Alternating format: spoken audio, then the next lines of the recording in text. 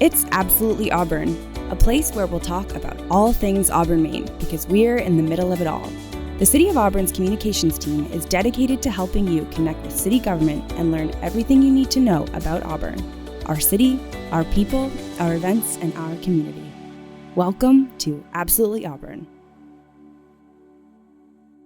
On this episode of Absolutely Auburn, we are continuing our series with our council members, and we've got Ward 2 City Councilor Timothy Cowan and Ward 3 City Councilor Stephen Milks joining us. So tune in and hear why they chose to serve Auburn as a city council member. Welcome back to Absolutely Auburn. I'm your host, Jenn Bonig, and joining me as always in the studio is our amazing producer, Abby Boren. Hey, Jen. Hey, Abby. And today we welcome Ward 2 City Councilor Timothy Cowan and Ward 3 Councilor Stephen Milks. Welcome. Hello. Good to be here. As we mentioned in the last episode, we're going to introduce our listeners to our council members. And just a quick reminder, the council is comprised of the mayor and 7 councilors. So today we have Ward 2 and Ward 3 represented. Councilor Cowan, you were elected to the council this past November. Yep. And Councilor Milks, you're serving your 3rd term. The city clerk's office shared that data with me. So being part of the city council a lot of times isn't your full-time job, and it's not your full-time job. Councilor Cowan, you work for Maine Health as the Director of Community Health Surveillance and Evaluation. Yeah. That's a mouthful. Yeah. Not my I was choice. like, wow. And Councilor Milks, you are managing partner of Thompson Properties. That's correct. So, day jobs. Councilor Cowan, what does the Director of Community Health Surveillance and Evaluation mean? What do you do? That's a good question. So my team analyzes health data, either population health data or data from the health system, and we provide that information, analyze and reports up to our leadership. So for a couple of reasons. One is to determine how we use our resources. Are we focused on the right issues? Are there emerging issues that we need to be planning for? And then assessing if we're making a difference or not. So these are things like, high level data on cardiovascular disease and cancer, to tobacco, obesity, mental health, behavioral health stuff. And thankfully, no longer COVID. My team was doing that for a lot. Every day for years, yes, right? Too long. So. Yes. And Councilor Milks, as the managing partner of Thompson Properties, what does your day job look like? Well, that's a fancy term for landlord. So that's a business we started that we, from one house and grew it up to a number of buildings. And I'm a refugee of corporate America. So I spent many years in corporate America, and now I'm bit of a serial entrepreneur. Nice. Mm-hmm. So any other things that you work on? What else would we, landlord, counselor, what other tags would we add to guitar player? Guitar player, that's right. Yeah. Former singer. Right, you're lucky we gave you a mic today, yes. right? It's one of the few times I actually get a mic. Yes. No, that's what I do. Okay. So when you're focused on council work, what does that typically include? And Councilor Milks, I'll start with you since you're in your 3rd term. What does that look like, I guess, on a regular basis? Well, we have meetings 1st and 3rd Mondays of the month, generally, unless there's a holiday, then we move it to Tuesday. But what that entails is looking through the budgets of the city. We have committee assignments. So we have, for some of the things that I've done, is serve on the Auburn Water District Board of Trustees. So we evaluate the budget for the water district. We have also looked at a bunch of the different issues around the lake. And as the Board of Trustees, we advise the superintendent as to what direction we'd like the water district to go. From a policy standpoint. Most of the time, the superintendent is managing the business and we're just saying, yeah, sounds good, go ahead. But that's really, we have weekly, twice a month meetings, and we do everything from, authorizing city-owned properties to be sold to approving liquor licenses, approving, like the New Year's Eve function that we do downtown and doing temporary permits and things like that. So it can be anything from that small to approving a school budget or having to make cuts on something or, approving big projects. Right. Yeah. And we've got some big projects coming up, and I know there's been a lot of work, and there's still work to be done on things like zoning ordinances and things of that nature. So there's some big budget issues coming up. Inflation has really caused some severe problems in city budgets, and that's the next couple of years are going to be very, very difficult times for the city, I think. Well, that's not something we want to look forward to. No, there's no more ARPA money. No more, there's not special money coming from the COVID. The ARPA dollars are drying up and have been claimed. We'll be paying for that for generations. Now, Councilor Cowan, I know you've only been doing this for a couple of months. Yeah. Literally a couple of months. Learning fast. I was going to say, so what things have you jumped into? I know you've had a couple regular meetings now under your belt. Yeah, a couple of regular 3, 4. I can't even lost count. But in addition, people may or may not know we have work group meetings ahead of the formal council meeting, which has been very helpful for me because there's a lot of learning going on. I'm trying to learn a lot with that. And I've been spending a fair amount of time talking to people who've contacted me in the ward with issues or questions that they have.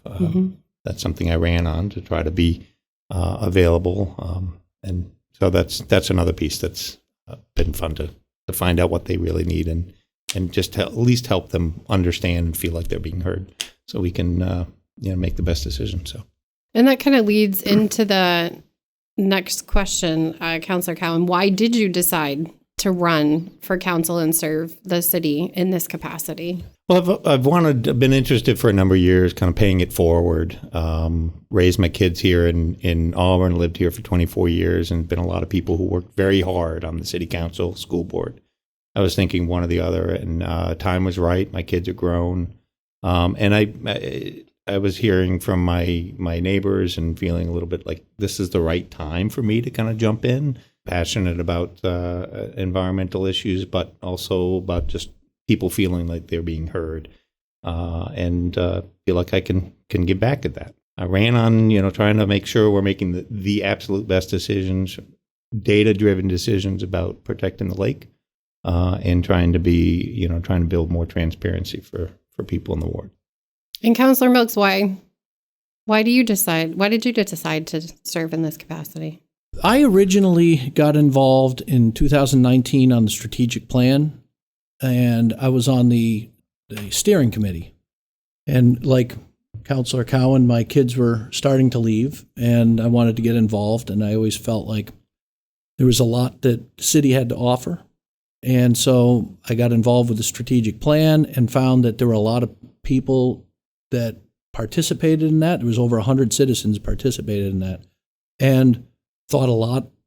We agreed on lots of things. And the things that the strategic plan came up with were very similar to what my beliefs for city government should be. So I ran for office and I got elected. And so... Well, can I ask, as you're a returning counselor and we have a couple new and a couple returning counselors this year, what brings you back to want to run in your like next terms? Do you feel like you have more work to do, or is it your commitment to that, or is there something that keeps bringing you back? Yes, I felt like we had some things that were started, and we've done some good things to help with development in the city, and housing is a big issue to me. Mm-hmm. And I think that we'd started some really positive things from a city perspective to continue the growth of market rate housing for people that are working and we don't have enough housing. And so that's an area that is important to me. And I think, not unlike what Councilor Cowan says, I do believe that people need, I care about the people of Auburn, and I do think that they need to have people that can speak on behalf of your ordinary working person that lives in Auburn. Mm-hmm. And I think there's a lot of things that we've started, and I think there's a lot of things that we can do to continue that work. So that's why, I don't know if I'm going to run again after this. We'll have to ask you in a year and a half or a year. Well, I mean, it'll be 6 years at the end of this term, so that's a long period of time to serve on a council. That's so a lot I think, of commitment. Yeah, a lot of time served. Yeah, and I'm not sure. Well, you don't have to decide yet. Well, I wasn't sure if I was going to run this time. Oh, sure, yeah. But timing was right. But it does take a lot of commitment and Absolutely, a lot of work. So. Yeah. Well, yeah, and I think people don't realize, like you said, Councilor Cowan, with the workshops and diving in, it is a lot of learning. Mm-hmm. And yes, you can see the agendas and the materials. That stuff is on our website, auburnmaine.gov. But when you dig into that, some of these council packets are 150 pages. Yeah. And that's a lot to take in and digest and process, and then come up with, thoughtful questions or questions that you think the community at large might want to know the answer to. So it takes time. I had served on the school board. I'm from Mechanic Falls, so in RSU 16, and I didn't know what I was getting myself into when I signed up. And then, I kept returning because, okay, well, I've learned now some of it, so it's a little bit easier, and I felt a little more prepared. And there's other things that, I could give back in a different way, I guess. Well, that's a big part as well, is learning. Yeah, absolutely. Is learning, and now I feel I'm more effective than I was the first term. And the first term was kind of a whirlwind anyway, because I got elected and then COVID hit. And it was just this weird time. Right. So that was really the whole first term. Yeah. I was thinking the same thing. It's great that Councilor Milks is still willing to serve, because I know I'm going to be learning a lot. And, there are these important but extremely complex issues. Like, I knew when I was running a city this size, it's complicated. Even then, I still didn't know just how complicated it really is, and it's, I imagine that you and I will have some good debates, and we won't always see eye to eye on things, but that actually means that we're going to have a better outcome. We're going to be able to find the right answer by working together to see all the sides, as many angles as we can. So I'm looking forward to working on it. I agree with that, because if you're not willing to listen to somebody else, and my dad always, I think you and I talked about this the other day, my dad always said, you really need to listen to people that don't agree with you more than people that do, because that's the only way you're going to learn anything. Yeah. It changes your perspective. Mm-hmm. It might not change your mind, but at least you understand better where someone else is coming from, or at least I found that. Well, I think, you look at the U.S. Constitution, it's full of compromise, right? It wasn't a perfect document, but the nature of compromise and finding the common ground, I think, in the end, we all have more interests in common and desires. We want to move the city forward. It's a great community. It's too many people don't know about what the assets are here. And, I think I want to make it even better. So. Well, and I think something that we briefly touched on in our first episode with the council members and the mayor is local politics is something where, because they're your neighbors, truly, regardless of if you agree or disagree, you try to, at least I'm of the belief that you should try to come from a place of love and compassion, even if you totally disagree with someone on something, because you live in the same city as that person. The council members live in the city that they serve and have that sort of local care that politics in general is not always representing. So I think for me, I've learned so much just working for a municipality, how much city councils really do. And it's made me want to be more engaged where I live. I don't live in Auburn, I live in Poland, but it shows how much work there is behind those decisions that get made by city council members and select board members and stuff like that. But also the importance of having engaged citizens too. Yeah, I think the engaged we think of the kind of emergent issues as we're coming out of COVID, the homeless and people struggling more financially and finding housing is really important. How do we find the right balance? How do we expand and develop, but think about the costs for the average taxpayers? All that. It's a hard balance to make. Yes, yeah. There's no easy answer. That's for sure. Or we would have found one by now, right? Right. Well, the other thing about city politics is there's no party affiliation. That's right. So nobody's sitting here with an R or a D next to their name causing, additional. Well, it doesn't have to animosity. be super partisan, right? Yeah, exactly. Right. Mm-hmm. Yeah, you're Because not like you taking said, up it's- those party lines. Yeah. And it's really for the good of your community. Yeah. Yeah. So, Councilor Cowan, what are you most looking forward to here serving on the council over these next 2 years? I'm really looking forward to continuing some of the hard work that started with zoning and development. How do we find the right balance? I think there's a lot of, I've said there's kind of golden nuggets that are almost secret and uncovered in Auburn. I think people in the rest of the state, we have a lot we can offer. There's a lot going on here. There's really good schools, have been for 20 years. We got a state-of-the-art high school now. We got natural resources that are just phenomenal. We have theater and good restaurants, and there's just a lot that's here, and people that are engaged and care about this community. The folks I've been talking to in the last couple of weeks have lived here for 50, 60 years or their entire life. That says a lot to me as someone who has not, came here and grew up in another state.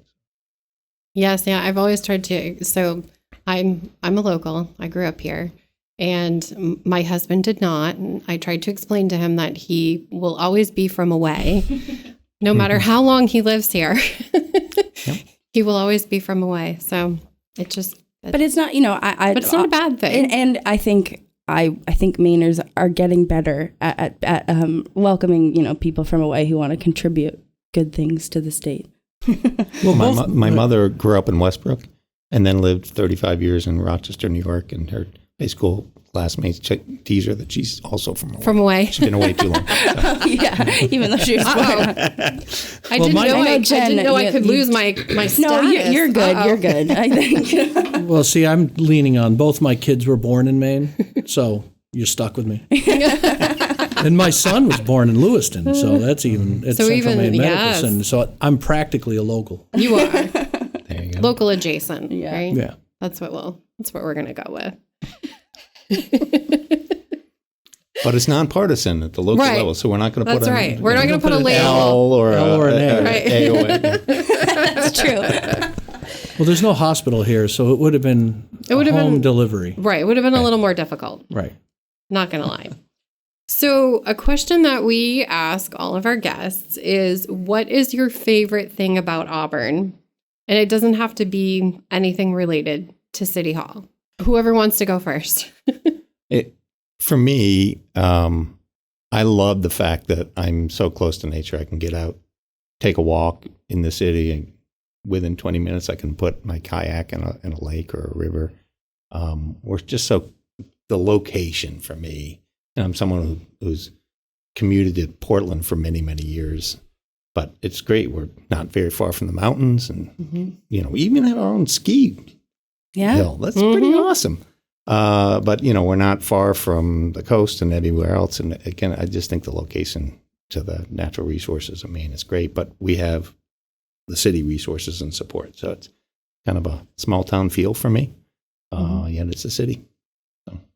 It's interesting. Yeah, I agree with that. And Lost Valley is a gem. It is. Lost Valley and what they've done over there, the Shannomans, it's just fantastic. But for me, it's the people. As a kid, I moved around a lot, and I've lived a lot of different places. And this is really, in the last almost 23 years that I've lived in Auburn, is really become my home. And so, it's kind of where my roots are in the ground, and my kids have grown up here, and they went through the school systems, and I can go almost everywhere and see somebody I know and have a chat with somebody that we've experienced something together. And so for me, it's the people. And it's really the first place in my life that I could really call. It's the longest I've ever lived anywhere, which is 23 years. Wow. Yeah. And we hear that from a lot of people. It is community. And hearing you say you run into people kind of everywhere, I had to kind of chuckle to myself because my kids always say, I'm running down to Hannaford and I come back literally like an hour and a half later and they're like, where were you? And I was like, well, I ran into so-and-so. That happens to me all the time in Hannaford. My daughter goes, yeah, Mom probably was talking to someone. Well, Jen, it's funny. I've literally thought, when am I going to run into Jen at the Mechanic Halls Hannaford? Because I go there all the time. We haven't run into each other yet. But You'll have to keep us posted to when the kids stop asking, where were you, to what aisle did you get stuck in? Well, who were you talking to, Mom? My kids are always, Dad, who are you chatting with? Yes, exactly.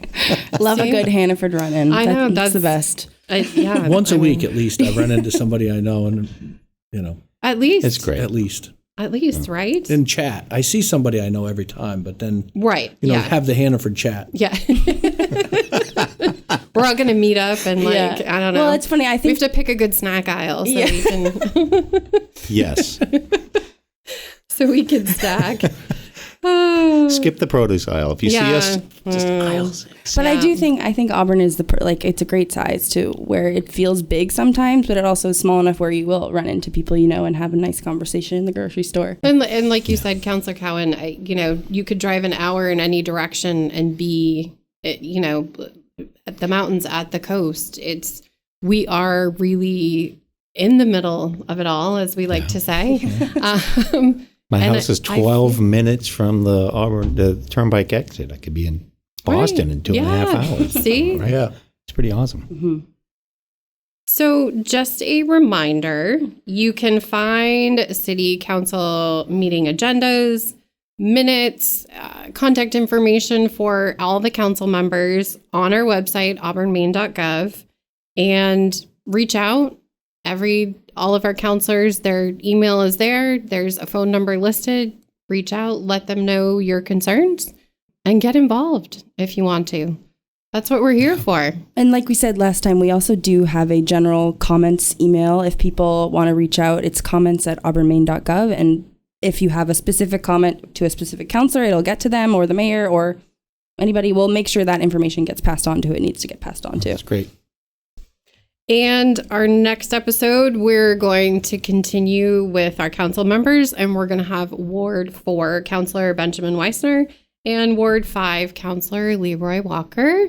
And I know Councilor Weissner is new to the council, whereas Councilor Walker... He's the mayor of New Auburn. He is.